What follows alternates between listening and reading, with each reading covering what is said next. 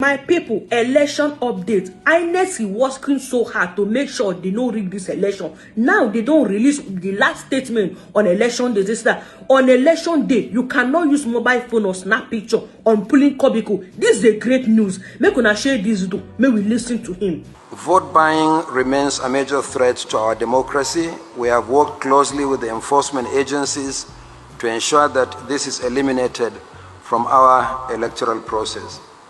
We are convinced that our joint operations before and on election day will vastly reduce the prospect of voter inducement, which is not only illegal, but actually immoral. The ban on the use of mobile phones and photographic devices at the voting cubicles is still in force.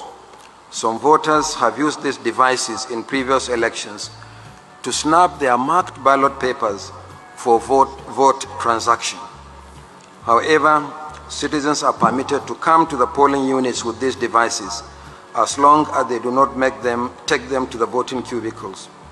Our arrangement of placing the ballot boxes near the voting cubicles and away from the party agents remains. Our staff have been trained in the administration of the polling units, and their attention should be drawn to any deviation from that training and the procedure that I described. In the last few weeks, we have been in consultation with other critical agencies and institutions in the administration of the general election. We met with the judiciary about arrangements for post-election adjudication. Last year, we worked with the development partners and the Court of Appeal to conduct workshops for prospective election petition tribunal justices and judges. We have been assured of arrangements for the timely post-election adjudication. We have also met severally with the security agencies, mainly under the auspices of our Interagency Consultative Committee on Election Security, ICSES. They have assured us of their preparedness to adequately secure the election. This is very important, as it will assure voters of their safety during the elections, which is cardinal to voter turnout. In the build-up to the general election, several of our facilities were attacked by unknown assailants in various parts of the country. I am pleased that we have fully recovered from these attacks, and we have been further assured that our facilities, staff, voters, observers, the media and citizens will be safe during the election. As a result of recent developments in the economy, we have also had to consult with the Nigerian National Petroleum Company Limited on the fuel situation.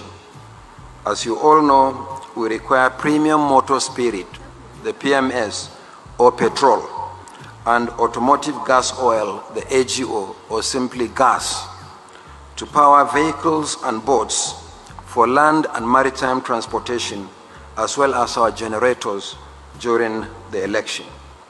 We are pleased that the National Oil Company assured us that it will ensure availability of products for the polls. Likewise, the Central Bank of Nigeria has assured us that it will provide us with the necessary small amount of cash that we require from our budget to make payment for some critical service providers for the election. I must reiterate that the bulk of payment for works, goods, and services are still paid for by the Commission by electronic transfer.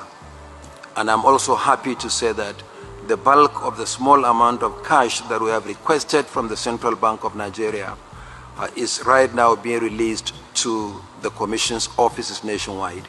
In fact, a substantial part of it has already been received by our offices nationwide, and this has greatly facilitated the movement of sensitive materials yesterday from the branches of the Central Bank to our local government areas. And by tomorrow, we'll batch them and then move them on Friday to the registration area centers. And then on Saturday early morning, they will be moved to the polling units for voting.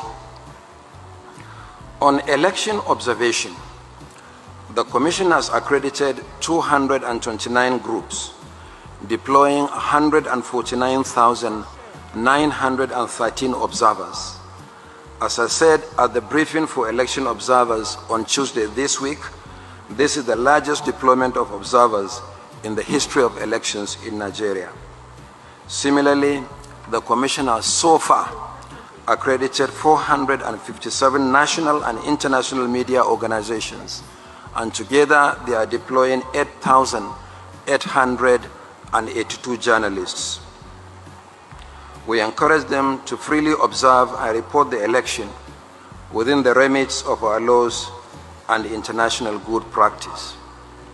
Finally, I want to reassure Nigerians that we are adequately prepared for this election. We remain fully committed to a free, fair, and credible process. I want to once again declare that our allegiance is only to Nigerians.